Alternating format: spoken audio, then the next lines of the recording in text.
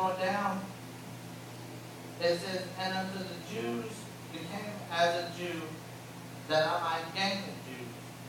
To them that were under the law, as under the law, that I might gain them that are under the law. To them that are without the law, as without the law, being not without the law of God, but under the law of Christ, that I might gain them that are without the law. To the weak became I as weak, that I might gain the weak. I made all things to all men, that I might by all means save some. You know, a lot of people take that scripture and say, well, I guess to save the sinner, I've got to become a sinner. But you don't.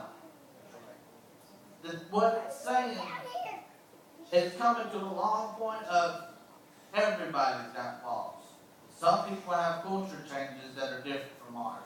Some people have faults that you've overcame, but you have to look at them and say, I was there.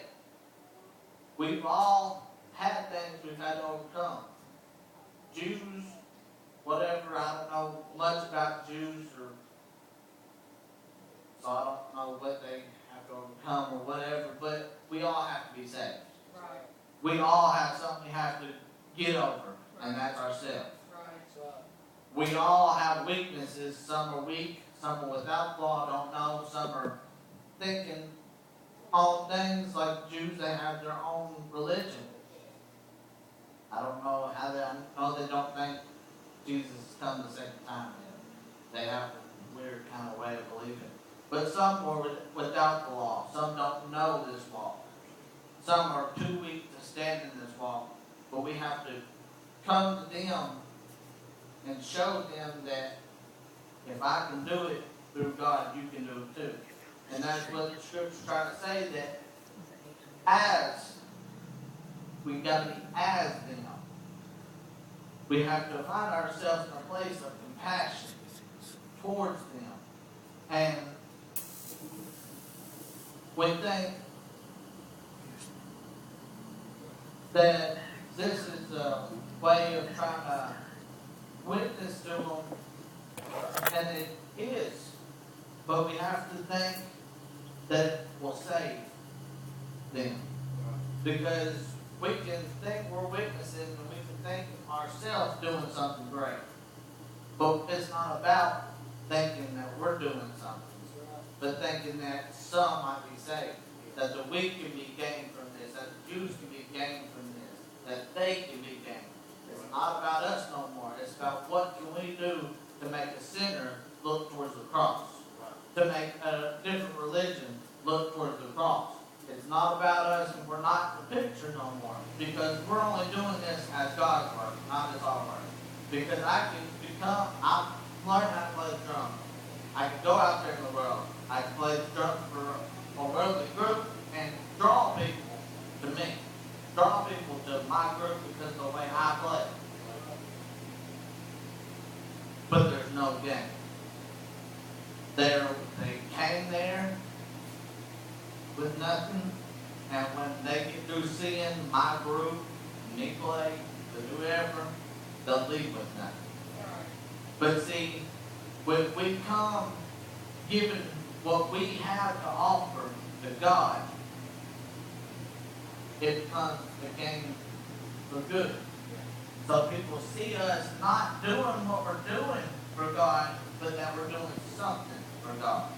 It doesn't matter what it is. If we can do something for God, though, people will see that we have a love for something greater than ourselves. And a lot of people say, well, you can play drums for yourself. I can. But I'll be looking for a reward. And that's the thing. We don't realize sometimes that doing stuff for God comes with its own reward. And true, I can look, but I'll be looking for some money. I'll be looking for something. But we have to get our mentality on not what we're going to get out of it as a person. Because once we get into this walk, it's not me no more. It's us as a body. We all have become one. Let me get on down and start to kind of get ahead of myself a little bit. But it says in verse 22 or 23, and this I do for the gospel's sake, that I might be partakers thereof with you. Know ye not that they which run in a race run all, but one receiveth the prize? So run that ye may obtain. See, we, in 23, it says that we do this for the gospel's sake, that I might obtain with you. See, we've all got a treasure, and that's a treasure. People think that we've got treasures laid up for us, but we've got a treasure laid up for us, and that's to be in the presence of God. See, we think about all these crowns, but I read in another part of Scripture that there's a crown of righteousness stored up for me, and all the others that believed on Him. A crown. It didn't say there are crowns of righteousness for me and all the others. That a crown.